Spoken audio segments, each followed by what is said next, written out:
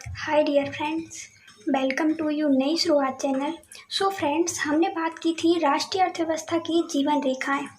अर्थ मतलब पैसा और व्यवस्था मतलब मैनेजमेंट। राष्ट्र में पैसों का मैनेजमेंट कैसे बनता है, इसके बारे में हमने डिटेल से बात की थी। ये वीडियो का सेकंड पार्ट है, इसमें आप पूरा लेसन कंप्लीट कर देंगे। तो डियर फ्रेंड्स, पैसों की व्यवस्था पूरे राष्ट्र में कैसे बनती है, कौन कौन सी ऐसी रेखाएं हैं, कड़ियाँ हैं जो पैसों की व्यवस्था बनाने में, संतुलन बनाने में महत्वपूर्ण रोल अदा करती हैं पूरे देश में। तो डियर फ्रेंड्स, किसी भी देश में राष्ट्रीय अर्थव्यवस्था को सुदृढ़ करने के लिए सबसे इम्पॉर्टेंट कड़ी हमने बताई थी उत्पादन।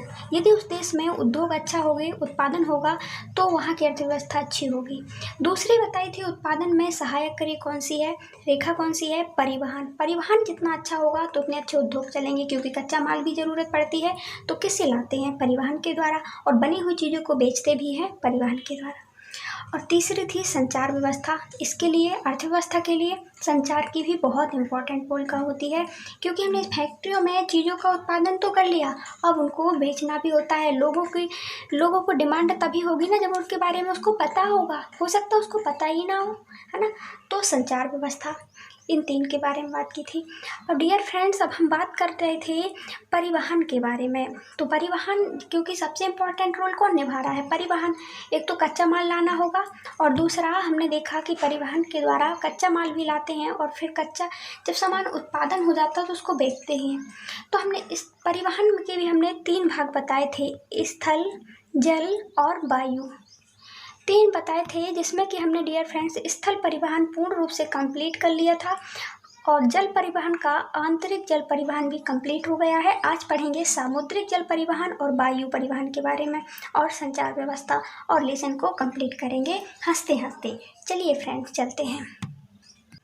देखिए, भारत में सामुद्रिक परिवहन, पतन लिख गया है, पतन भी चल जाएगा, लेकिन सामुद्रिक परिवहन है, ठीक है ना। आंतरिक परिवहन में जल परिवहन के बारे में हमने पढ़ लिया था, 111 जल परिवहन है। अभी कुछ राष्ट्रीय जल परिवहन के बारे में बात की थी, 6 के बारे में, है ना, जिनकी लंबाई वगैरह हमने देखी थी। चलिए अब देखते हैं भारत में सामुद्रिक परिवहन। तो भारत का विदेशी व्यापार भारतीय तटों और पत्तनों पर किया जाता है। हम देखते हैं कि जो परिवहन के द्वारा व्यापार भी होता है, कच्चा माल भी आता है, ठीक है ना। तो भारतीय तट कहाँ पे हैं, तो हम देखते हैं हमारी दक्षिणी सीमा में डियर फ्रेंड्स बिल्कुल सागर लगा हुआ है। देखिए, ये उत्तरी सीमा है, ये पूर्वी है, और ये है हमारी दक्षिणी सीमा। तो यहाँ पे डियर फ्रेंड्स श्रीलंका है, और यहाँ पूरा एरिया कवर किए हुए है, सागर से भरा हुआ है, पानी से। ये नहीं, यहाँ आसपास के इलाका, ये पूरा नीचे ऊपर, ठीक है ना। तो यहीं से जहाज़ों के द्वारा एक सामान को ले जाया जाता है दूसरे देशों में, दूसरी कंट्री में। ये आज से नहीं, बहुत पहले से चला आ रहा है। हम देख रहे थे कि जो वास्को डी गामा इंग्लैंड का था, उसने खोज की थी भारत की, तो कहाँ से आया था, समुद्र के रास्ते ही आया था ना, और यहीं से व्यापार शुरू हुआ था, है ना। भारतीय तटों से स्थित किया गया भारतीय व्यापार। इसके बाद देखिए, देश का 95% मुद्रा रूप से 68% समुद्रों द्वारा होता है। देश का जो व्यापार है वो ज़्यादातर, सबसे ज़्यादा व्यापार किसके द्वारा होता है, ना तो वायु परिवहन के द्वारा होता है, ना स्थल, बल्कि समुद्रों के द्वारा होता है, क्योंकि उससे आसानी होती है, चीपेस्ट साधन है, आसानी से ले जाया जाता है जहाज़ों के द्वारा माल। अब देखिए, समुद्रिक परिवहन के बारे में थोड़ा सा और जिक्र करते हैं, इम्पॉर्टेंट बात बताते हैं आपको। तो देखिए डियर फ्रेंड्स, यहाँ पे लिखा हुआ है भारत की सामुद्रिक जो सीमा है वो कितनी है, 7516.6 7516.6 किलोमीटर लंबी समुद्री तटरेखा है भारत की। तटरेखा कौन सी, अभी हमने बताया जो हमारा दक्षिणी भारत है, ये उत्तरी है, ठीक है ना, ये पूर्वी है, ये पश्चिम है, ठीक है ना, और ये हमारा दक्षिणी भारत है। हाँ, ये रहा पूर्वी तट, ये रहा पश्चिमी तट। तो यहाँ का जो हमने दिखाया आपको, जो पश्चिमी तट है और पूर्वी तट है डियर फ्रेंड्स, इसकी जो समुद्रों से लगी हुई सीमा कितनी है भारत की, 7516 किलोमीटर। तट रेखा तथा 12 प्रमुख और 200 माध्यम छोटे पतन भी हैं, छोटे पतन हैं, कितने, 12 प्रमुख हैं और 200 से अधिक माध्यम बीच के हैं। ये प्रमुख पतन देश के 95% विदेशी व्यापार संचालित करते हैं। बंदरगाह वगैरह हैं जो, ये 95, सोचिए 95, बाकी 5% होता है दूसरी चीज़ों से। देश का 95% व्यापार समुद्रों के द्वारा होता है। आप ही सोचिए, 100 में से 95, 5 ही बचता है जो अन्य चीज़ों के, अन्य मार्ग के द्वारा होता होगा। क्लियर? इतना क्लियर हुआ या नहीं आपको? जल्दी से कमेंट बॉक्स में कमेंट करिए। सो फ्रेंड्स, बात करते हैं सामुद्रिक पतन के बारे में। ये हमारा दक्षिणी एरिया है जहाँ पे तीनों ओर से समुद्र से घिरा हुआ है। यहाँ पे बंगाल की खाड़ी है और यहाँ पे अरब सागर है, यहाँ पे हिंद सागर, ठीक है ना, महासागर है। तो डियर फ्रेंड्स, अब देखिए इन पतनों के बारे में जहाँ से व्यापार चलता है, सामुद्रिक व्यापार, एक देश से दूसरे देश को जहाज़ें जाती हैं। तो ये हमारा कांडला पतन, सामुद्रिक पतन है। ये कहाँ पे पड़ता है आप देख रहे हैं? तो ये पड़ता है हमारा कच्छ में, गुजरात में, कांडला और वेडिनार। इसके बाद ये मुंबई वाला क्या है, ये भी क्या है, एक ये प्रमुख सामुद्रिक पतन है। ये कहाँ पड़ता है? मुंबई, महाराष्ट्र में। इसके बाद देखिए नावा सेवा, मतलब कि पंडित जवाहरलाल नेहरू पतन, ये भी कहाँ पे है? महाराष्ट्र में है। इसके बाद ये आप देख रहे हैं मोरमू गोवा, ये कहाँ पे पड़ता है? ये हमारे गोवा का इलाका है, गोवा में पड़ने वाला सामुद्रिक पतन है। ये हमारा मंगलौर में पड़ने वाला सामुद्रिक पतन है, जो कि मंगलौर कहाँ पड़ता है? कर्नाटक का एरिया है। कोचीन कहाँ पड़ता है? ये हमारे केरल में पड़ता है और ये अरब सागर में पड़ने वाले पतन है पूरे। ये अरब सागर है क्योंकि यहाँ से यहाँ तक, ठीक है, क्लियर। इसके बाद ये रहा हमारा पश्चिमी तट में हमने कौन कौन से पतन देखे?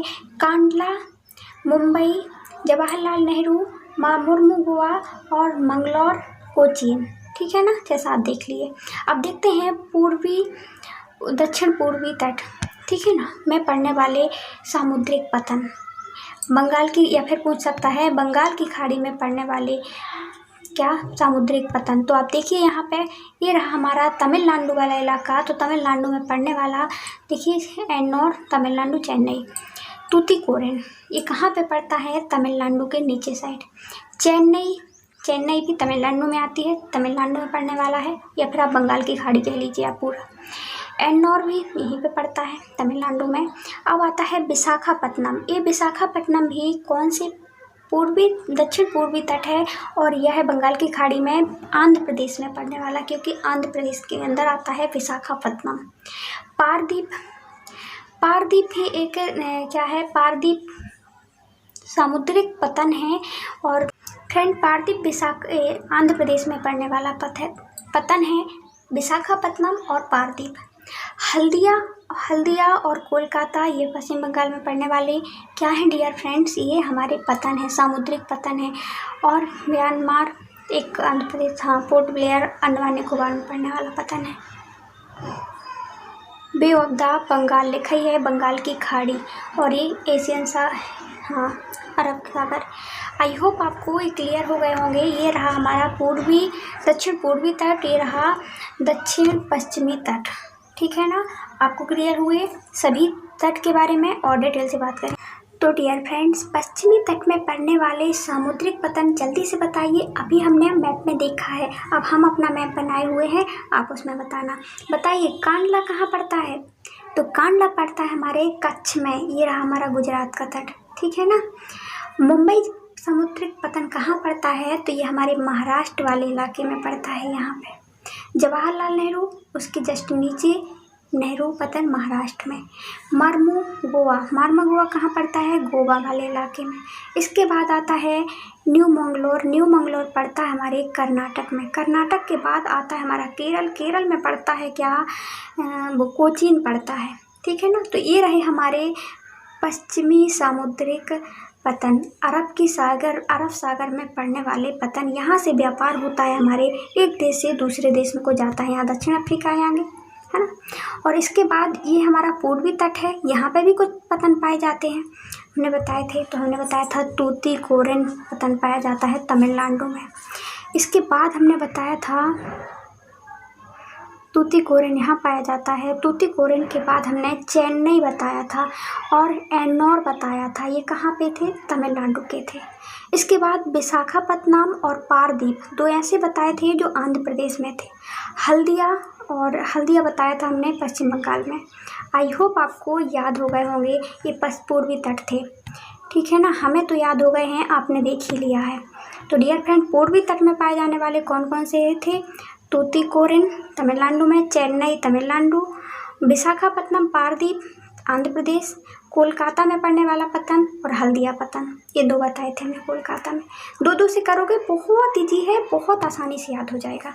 आई होप आपको याद भी हो गया होगा, और जिसको याद नहीं हुआ है तो एक बार इसको देख लीजिए, खुद से रिवाइज कीजिए, आराम से आप स्क्रीनशॉट ले सकते हैं इसका, ठीक है। क्लियर? ठीक है, थैंक यू। आगे चलते हैं। सो फ्रेंड्स, अभी हमने सामुद्रिक परिवहन में क्या क्या पढ़ा, जल्दी से क्विक रिवीजन कीजिए। हमने पढ़ा कि सामुद्रिक परिवहन में 95% व्यापार समुद्रों के द्वारा होता है, पतनों के द्वारा होता है। सामुद्रिक पतन भी पढ़े हमने, पश्चिमी साइड के भारत के पश्चिम तट में पाए जाने वाले सामुद्रिक पतन हमने 5 पढ़े, और 5 पढ़े पूर्वी तट में, जो कि बंगाल की खाड़ी में पाए जाते हैं, पूर्वी तट पे पाए जाते हैं। भारत की टोटल सामुद्रिक तट सीमा कितनी है डियर फ्रेंड्स? तो हमने बताया था वो थी हमारी 7516 किलोमीटर, 6 किलोमीटर, ये हमने जाना। आई होप आपको ये सब याद हो गया होगा। याद नहीं हुआ है तो एक थोड़ी सा पिछला देख लीजिए, आपको याद हो जाएगा। सो फ्रेंड्स, बात करते हैं वायु परिवहन के बारे में। वायु परिवहन की शुरुआत की बात करें तो सबसे पहले शुरुआत इंग्लैंड से हुई थी। कहाँ से? इंग्लैंड से। कब हुई थी? 1825 में शुरुआत की गई थी। जबकि हमारे भारत की बात की जाए तो 1911 से शुरुआत हुई, मतलब वहाँ पे 25 और यहाँ पे 1911, सीधे 75 साल ये हो गए, और 75 और 11 ये हो गए, है ना। तो 75 और 10 85 साल बाद ये। अब हमने बात तो कर ली कि भारत में 1911 में वायु परिवहन की शुरुआत की गई थी, लेकिन ऐसी प्लेस कौन सी है, कहाँ पे स्टार्ट हुआ था, कहाँ पे उड़ा था पहले हवाई जहाज? तो डियर फ्रेंड्स, वो है इलाहाबाद के नैनी पे। इलाहाबाद से नैनी की ओर उड़ा था। जबकि हम देखते हैं कि रेल परिवहन की शुरुआत 1853 में कहाँ से हुई थी? मुंबई से थाने की ओर। और वायु परिवहन इलाहाबाद से नैनी। ध्यान रखना, कंफ्यूजन नहीं होना चाहिए। वर्तमान में बात की जाए हवाई अड्डों की तो अभी 126 हवाई अड्डे हैं। कितने हैं? 126 हवाई अड्डे हैं। इसके बाद सन 1953 में वायु परिवहन का राष्ट्रीयकरण किया गया। अभी हमने बात की, थोड़ी सी इंपॉर्टेंट है, याद रखना। 1825 में वायु परिवहन की शुरुआत इंग्लैंड में की गई, भारत में 1911 में की गई, राष्ट्रीयकरण 1953 में हुआ। याद रहेगा, 1911 में, 1953 में। 11 में शुरुआत हुई थी, राष्ट्रीयकरण 1953 में। 50 के बाद 47 में तो वैसे ही आज़ादी मिली है हमको, 1947 में किया गया। एक बहुत सी, फिर 1950 के बाद बहुत सी चीज़ों का राष्ट्रीयकरण किया गया है, ध्यान रखना, है ना। 52 में रेलवे का, तो 1953 में किया गया। आई होप आपको क्लियर हो गया होगा। तो फ्रेंड्स, अभी हमने किस किस के बारे में बात की? कब? 1911 इलाहाबाद से नैनी के बीच चला था। 126 हवाई अड्डे हैं। 1953 में शुरुआत की, राष्ट्रीयकरण किया गया। डियर फ्रेंड्स, वायु परिवहन की बात करें हम तो आज वायु परिवहन तीव्रतम, आरामदायक और प्रतिष्ठित साधन है। ये तो आप अपने मन से लिख सकते हैं। क्यों? क्योंकि आराम से हमें घूमने की चॉइस भी होती है, आरामदायक हुआ, अच्छा लगता है, लोग कहेंगे वायु परिवहन से सफ़र कर रहे हैं, सबसे बड़ा माना जाता है। इसके बाद इसके प्रॉफिट क्या हैं? अभी तो हमने ये फिजूल ही है ना। इसके बाद ये अति दुर्गम स्थान, जैसे अब बहुत बड़ी चोटी पड़ गई तो वहाँ पे अपन को एक स्थान से दूसरे स्थान जाना, तो अपन क्या रेल से जाएंगे? रेल तो वहाँ जाने वाली नहीं इतनी ऊंचाई पर, ना ही सड़क परिवहन जाने वाला है, ना ही जल साधन है। हमारे जैसे पूर्वी इलाके, उत्तरी इलाके में भारत के तो ऊंचे, जैसे आगरा का किला, आगरा हो गया, घने जंगल, समुद्रिक रास्तों को सुगमता से आसानी से पार किया जा सकता है। किसके द्वारा? वायु परिवहन द्वारा। इसके बाद देखिए, व्यवहारिक तौर पर इंडियन एयरलाइंस, एयर कई निजी एयरलाइंस घरेलू विमान सेवाएं उपलब्ध कराई जाती हैं, है ना। इसके बाद देखिए, पवन हंस हेलीकॉप्टर लिमिटेड, ये हेलीकॉप्टर है। जिसे तेल प्राकृतिक गैस आयोग इसकी अपतटीय संक्रियाओं और अगम्य दुर्लभ भूभागों पर उत्तर पूर्वी राज्यों जम्मू कश्मीर, हिमाचल प्रदेश, उत्तरांचल आंतरिक क्षेत्रों में हेलीकॉप्टर सुविधाएं उपलब्ध होती हैं। तो डियर फ्रेंड्स, जहाँ पे हम देखते हैं चीज़ें तो ये है, लेकिन इसमें प्रॉब्लम है। तो हम हेलीकॉप्टर से भी बहुत सारी चीज़ें, हमारे जो उत्तरी इलाका है, हम दक्षिणी इलाका तो हमने देखा कि समुद्रों से ढका हुआ है, लेकिन डियर फ्रेंड जो उत्तरी इलाका है यहाँ पे ज़्यादातर पर्वत पहाड़ हैं, है ना। तो यहाँ पे आसानी से पहुँचा जा सकता है, बहुत सारी चीज़ें पहुँचाई जा सकती हैं हेलीकॉप्टर के द्वारा। यदि हम वायु परिवहन की बात करें, हवाई अड्डों की बात करें, तो इनको दो भागों में बांट सकते हैं। उनको भी हमने दो भागों में बांटा था, जल परिवहन को, है ना, कुछ आंतरिक कुछ सामुद्रिक अंतर्राष्ट्रीय। तो इनको डियर फ्रेंड अंतर्राष्ट्रीय हवाई अड्डे और घरेलू हवाई अड्डे। कुछ ऐसे हवाई अड्डे हैं जो अंतर्राष्ट्रीय हैं, मतलब जहाँ से एक देश से दूसरे देश में हमें जाना है तो हम अंतर्राष्ट्रीय हवाई अड्डे में जाएंगे। देश के अंदर अलग अलग भूभाग पर, जैसे कि हमें एक प्रदेश से दूसरे प्रदेश में जाना है, जैसे जम्मू कश्मीर से हमें तमिलनाडु आना है, तो हम हवाई जहाज का प्रयोग कर सकते हैं, है ना। तो इसको क्या कहेंगे, घरेलू हवाई अड्डे कहा जाता है इन क्षेत्रों को।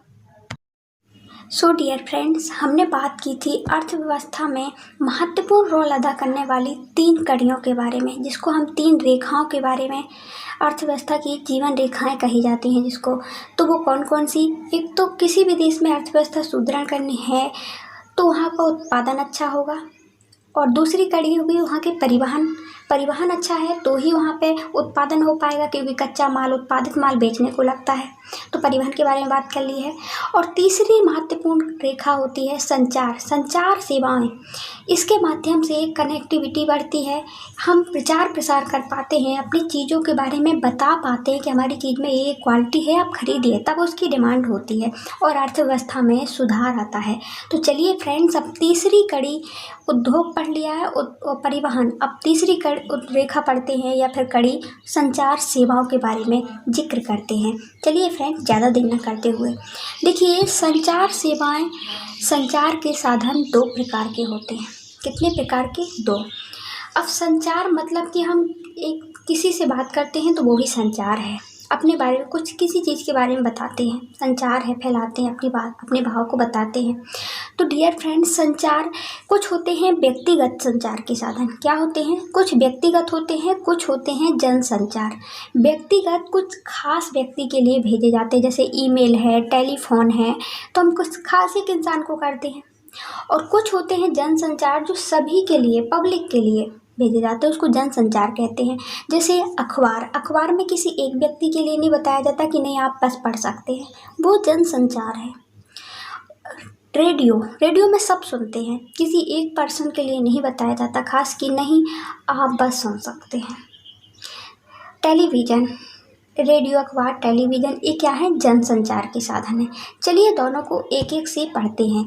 तो अभी व्यक्तिगत की बात करें तो व्यक्तिगत संचार के साधन पोस्ट कार्ड, पत्र किसी एक व्यक्ति को आता है, तार, टेलीफोन, ईमेल किसी एक व्यक्ति को, ये नहीं कि एक ही ईमेल सबको थोड़ा ना आता है ना, या किसी एक हो सकता है हमारा ईमेल करते हैं अपन तो किसी एक व्यक्तिगत हुआ ना, किसी खास व्यक्ति के लिए। कोई माना कि आपका ज्वाइनिंग लेटर है तो सभी पूरे व्यक्तियों को थोड़ी ना है, पूरे देश की या पूरे सब लोगों को नहीं, किसी एक पर्सन को या कुछ खास पर्सन को।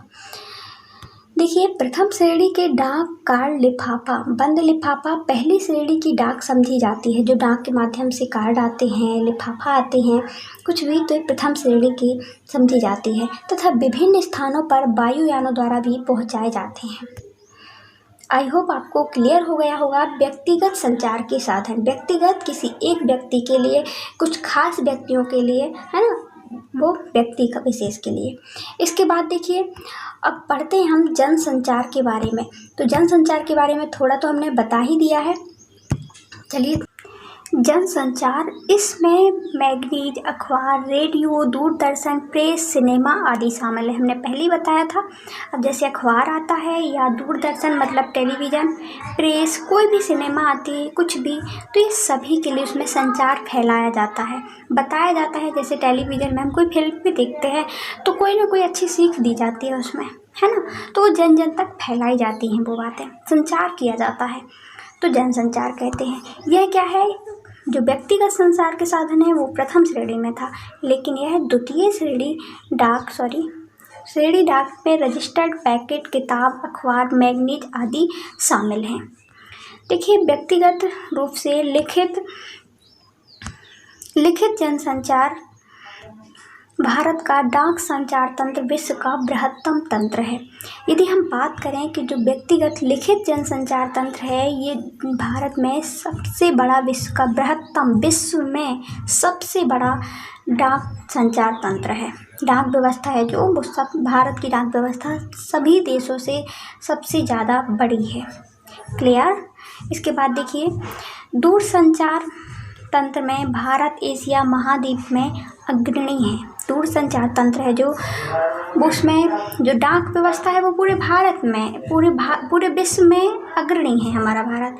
लेकिन जो दूरसंचार तंत्र है उसमें भारत जो है, भारत की स्थिति यदि हम देखें तो वो एशिया में सबसे आगे है। एशिया अलग है, एशिया जैसे बहुत से 7 महाद्वीप हैं, तो एशिया महाद्वीप में हमारा भारत आगे है। क्लियर। हमारा भारत एशिया महाद्वीप में ही अंतर्गत आता है।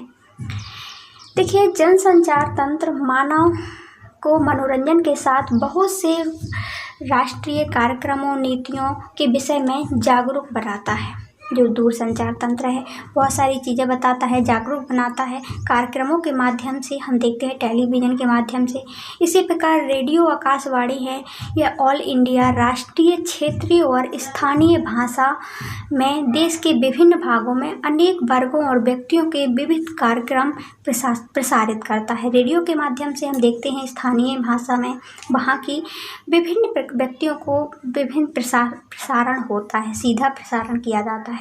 टेलीविज़न हुआ, दूरदर्शन हुआ, देश का राष्ट्रीय समाचार संदेश माना जाता है। क्या? टेलीविज़न, दूरदर्शन देश का क्या माना जाता है? राष्ट्रीय समाचार संदेश माना जाता है। इसके माध्यम से राष्ट्र के विभिन्न प्रकार की सूचनाएं दी जाती हैं।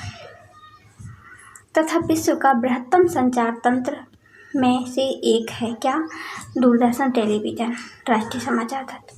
मैगजीन में भारत वर्ष भर में अनेक समाचार पत्र तथा सामाजिक पत्रिकाएं प्रकाशित की जाती हैं। फिल्म भारत में विश्व में सर्वाधिक संचालित चलचित्र उत्पादक भी है। भारत क्या है? फिल्म के मामले में विश्व भर में चलचित्रों का उत्पादक माना जाता है। क्या? चलचित्रों का उत्पादक माना जाता है भारत। तो डाक व्यवस्था, संचार व्यवस्था में हमारा भारत बहुत अग्रणी है। डाक व्यवस्था में पूरे विश्व में है, लेकिन हमने देखा कि दूरसंचार की बात की जाए तो वो हमारे एशिया महाद्वीप में सबसे आगे हमारा भारत का ही नंबर लगता है। आई होप आपको क्लियर हो गया होगा। संचार तंत्र में हमने क्या क्या देखा? 2 प्रकार के संचार तंत्र पढ़े। एक देखा हमने क्या? व्यक्तिगत संचार तंत्र, दूसरा देखा जनसंचार तंत्र। सो डियर फ्रेंड्स, अर्थव्यवस्था में महत्वपूर्ण कड़ियों के बारे में हमने जिक्र कर लिया है। रेखाओं के बारे में 3 रेखाएं बताई थी। एक तो जिस देश उत्पादन अच्छा होना चाहिए अर्थव्यवस्था के लिए, और उत्पादन के लिए परिवहन की ज़रूरत पड़ती है। तो परिवहन जिस देश में जितना अच्छा होगा, वहाँ की अर्थव्यवस्था पैसे से संबंधित बहुत अच्छी होगी। वहाँ का संचार व्यवस्था अच्छी होगी यदि कोई विकसित अच्छा देश है, अच्छा अर्थव्यवस्था में सुदृढ़ है तो, है ना। तो उत्पादन, परिवहन और संचार, इनके बारे में हमने बात कर ली है। अब कुछ छोटे छोटे पहलू और बचे हैं जो कि अर्थव्यवस्था में अपनी अहम भूमिका निभाते हैं। चलिए उनके बारे में डिस्कस करते हैं। तो देखिए, अंतर्राष्ट्रीय व्यापार। अंतर्राष्ट्रीय व्यापार क्या होता है? एक देश से दूसरे देश में सामान यदि हम बेचेंगे तो या फिर खरीदेंगे तो हमें प्रॉफिट तो होगा ही, है ना, और हमारी अर्थव्यवस्था सुदृढ़ होगी, है ना। एक देश से दूसरे देश हम चीज़ों को ले रहे हैं, हमको सस्ती भी मिल जा रही हैं। जो हमें चीज़ की ज़रूरत है हमें वो मिल जा रहा है, और हमें जो बेचना है उससे हम बेच भी देते हैं, वो होता है। चलिए जानते हैं व्यापार। देखिए, जब व्यापार राज्यों और देशों के बीच वस्तुओं का आदान प्रदान होता है उसको हम व्यापार कहते हैं। मतलब वस्तुओं का व्यापार तो आप जानते होंगे व्यापार में होता क्या है? वस्तुओं का आदान प्रदान, सिंपल सा अर्थ, ठीक है ना। अब बाजार क्या होता है? बाजार एक ऐसी जगह होती है जहाँ वस्तुओं का विनिमय होता है। बाजार तो आप जानते हैं नहीं जानते, बाज़ार में यही होता है। हम जैसे जाते हैं कुछ चीज़ खरीदने बाज़ार में, तो हम पैसा देते हैं और चीज़ों को लेते हैं, तो हमने कुछ ना कुछ दिया ना, और हमारे पास पैसे नहीं है तो हम चीज़ के बदले चीज़ भी ले सकते हैं विनिमय। और पैसा एक ऐसा माध्यम बना दिया गया है सरकार द्वारा कि उसमें हमें सब कुछ मिल जाता है, क्योंकि हो सकता है हम जो चीज़ ले जा रहे हैं वो सामने वाले को नहीं चाहिए हो, उसको कुछ और चीज़ चाहिए है, तो प्रॉब्लम होती। तो इसलिए पैसों के माध्यम से हमें सब चीज़ें मिल जाती हैं। पैसा एक ऐसा माध्यम हो गया है। तो बाज़ार क्या है? जहाँ पे वस्तुओं का विनिमय किया जाता है। अब बात करते हैं अंतर्राष्ट्रीय व्यापार की।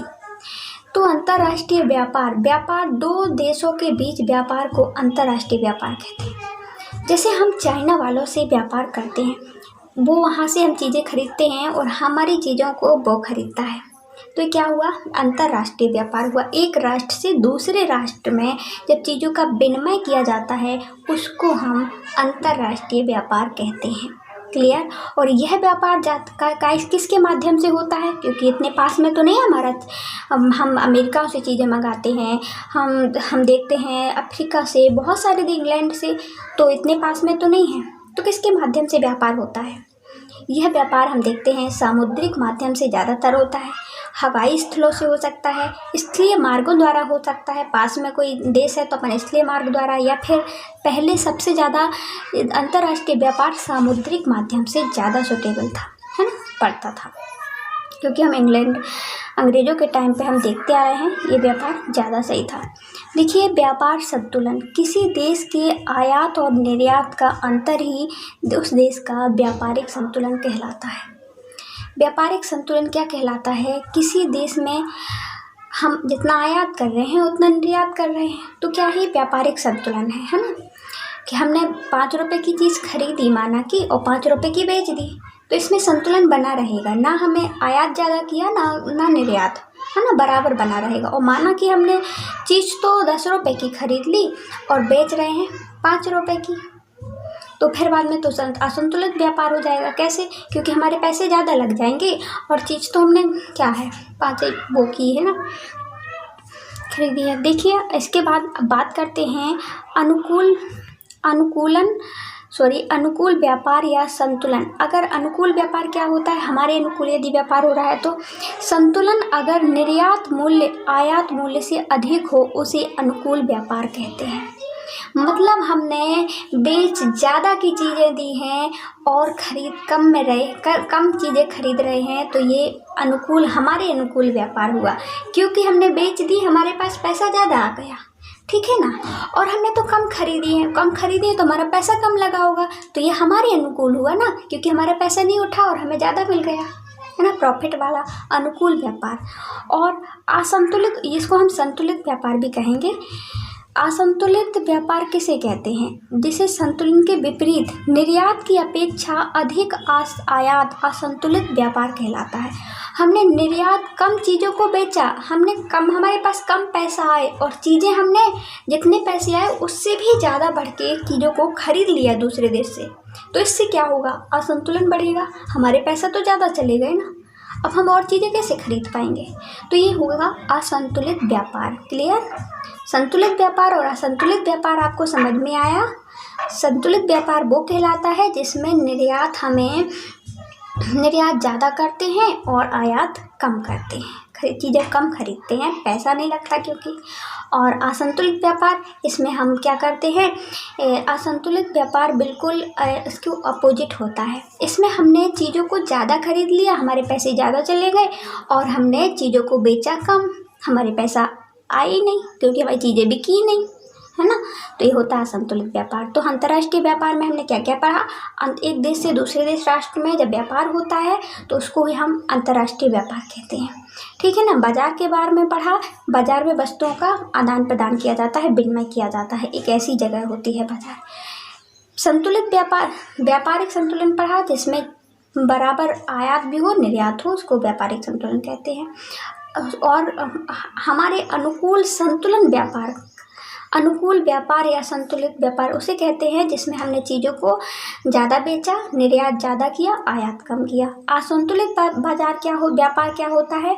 जिसमें हमने चीज़ों को कम बेचा और आयात ज़्यादा कर लिया, चीज़ों को खरीद ज़्यादा लिया, उसको हम असंतुलित व्यापार भी कहते हैं। आई होप आपको ये सब चीज़ें क्लियर हो गई होंगी। अंतर्राष्ट्रीय व्यापार। अब बात करते हैं और कहाँ से इनकम होती है भाई, और कोई पहलू है क्या अर्थव्यवस्था में? तो डियर फ्रेंड्स, अभी एक पहलू और बचा है जहाँ से हमें हमारे राष्ट्र को, हमारे देश को इनकम होती है। इम्पोर्टेंट पहलू है, वो है पर्यटन, टूरिस्ट, है ना। वहाँ पे भी बहुत ज़्यादा लोग घूमने जाते हैं, घूमने जाएंगे तो कुछ ना कुछ चीज़ें खरीदेंगे और देखने आएंगे, तो होटल अच्छी चलती हैं, बहुत सारे व्यापार जो वहाँ पे हो सकता है, आसपास में बहुत सारे दुकानें लगी होती हैं, उनको प्रॉफिट होता है। एक देश से दूसरे देश आएंगे, देखने आएंगे, वहाँ पे टैक्स लगता है वहाँ जाने का, पर्यटन का, उसमें भी प्रॉफिट होता है। तो बहुत ज़्यादा प्रॉफिट होता है पर्यटन से, इसलिए बनाए जाते हैं पर्यटन। कोई भी, जैसे हमने देखा अभी सरदार पटेल की मूर्ति बनाई गई थी गुजरात में, है ना, बनाई गई थी, बहुत लंबी मूर्ति थी। तो इससे क्या हुआ, इससे बहुत सारे लोग देखने आते हैं, है ना। तो ये पर्यटन है, घूमने का स्थान होते। तो फ्रेंड्स, पर्यटन व्यापार के रूप में हम देखें, व्यापारिक रूप में, तो वर्ष 2018 में पर्यटन से भारत को $28.6 की इनकम हुई थी। कितना? $28.6 अरब। बहुत बड़ी इनकम है। हालांकि वैश्विक स्तर पर पर्यटन से होने वाली आय की बात की जाए तो वैश्विक आय में भारत का हिस्सा 1.97% का था। और यदि हमारे देश में जो पर्यटन से इनकम हुई वो कितनी बताई हमने? $28.6 अरब। एक बहुत बड़ी राशि है ना। और यदि हम वैश्विक स्तर पर देखें, जो पर्यटन से आय हुई दूसरे देशों की अपेक्षा, तो 1.97% रहा भारत का। देखिए, वर्ष 2003 में, ये आपकी बुक में लिखा हुआ है और ये डाटा हमने कुछ अपने मन से अभी प्रेजेंट टाइम का जोड़ा था 2018 का। देखिए, 2003 की अपेक्षा 2010 के दौरान देश की विदेशी पर्यटकों का आगमन 11.8% दर्ज की गई थी, जिससे 64,889 करोड़ विदेशी मुद्रा प्राप्त हुई थी पर्यटन से। ये 2010 का है ना। और अभी तो हमने देखा कि कितनी, $28.6 अरब। और यदि वैश्विक स्तर में हमने देखा तो 1.97% आय प्राप्त हुई है। और 2010 की बात की जाए तो कितना, 64,889 करोड़ मुद्रा प्राप्त हुई। देखिए, 150 लाख से भी अधिक व्यक्ति पर्यटन उद्योग प्रत्यक्ष रूप से संलग्न हैं। इसमें बहुत सारे लोग लगे हुए हैं पर्यटन में, है ना। बहुत सारे 150 लाख से भी अधिक व्यक्ति पर्यटन उद्योगों में प्रत्यक्ष रूप से कहीं ना कहीं उनको बेरोजगार प्राप्त है और वो उसमें लगे हुए हैं। पर्यटन का महत्व की बात की जाए तो पर्यटन राष्ट्रीय एकता को प्रोत्साहित करते हैं तथा स्थानीय हस्तकला, सांस्कृतिक उद्योगों को प्रश्रय देते हैं। मतलब इससे क्या होता है, हमारी राष्ट्रीय एकता भी निखर के आती है। जैसे जवाहरलाल नेहरू की मूर्ति बना देना, इससे राष्ट्रीय एकता निखरती है कि ये सब कितने पुराना इतिहास के बारे में हम जो राष्ट्र के लिए कुछ करके गए, है ना, तो उसमें वो एकता की तो बात की होगी, तो सब लोग एक मानने लगते हैं। राष्ट्रीय त्यौहार मनाए जाते हैं, इससे राष्ट्रीय एकता आती है ना। और साथ में वहाँ के लोग यदि बनाते हैं उस चीज़ को तो स्थानीय कला को बढ़ावा दिया जाता है, हमारी संस्कृतियाँ बताई जाती हैं इन कलाओं में, पर्यटनों में, है ना। सांस्कृतिक उद्योगों को प्राश्रय दिया जाता है। अंतर्राष्ट्रीय स्तर पर यह हमें संस्कृति तथा विरासत समझ सकते हैं, करने में सहायक है। अंतर्राष्ट्रीय में भी इसकी बहुत ज़्यादा महत्वपूर्ण भूमिका होती है। ये हमारी अंतर्राष्ट्रीय संस्कृति तथा विरासत समझी जाती है। हमारी ये जो पर्यटन स्थल हैं ये हमारी संस्कृति को दर्शाते हैं कि जो हमें मूर्तियाँ देखने को मिलती हैं पुराने टाइम से, उसी से तो हम अनुमान लगाते हैं कि पुराने टाइम पे क्या रहा होगा, है ना। विभिन्न, जैसे हड़प्पा सभ्यता में विभिन्न प्रकार की मूर्तियाँ मिली, है ना, तो उससे हम अनुमान लगाते हैं और समझ पाते हैं कि क्या क्या चलता रहा होगा उस टाइम पे, तब तो ऐसी मूर्तियाँ बनाई गई हैं। लोग अक्सर वही बनाते हैं जो हमारी संस्कृति को दर्शाती हैं ये पर्यटन स्थल कहीं ना कहीं। तो चलिए फ्रेंड्स, ये रहा हमारा लेसन। कैसा लगा कमेंट बॉक्स में कमेंट ज़रूर करें और बताएं, और जहाँ भी जो भी प्रॉब्लम हो प्लीज़ गाइस, कमेंट बॉक्स बना हुआ है, ठीक है, सब्सक्राइब शेयर लाइक करना बिल्कुल ना भूलें। Thanks for watching, thank you. मिलते हैं इसके क्वेश्चन आंसर के टॉपिक पर।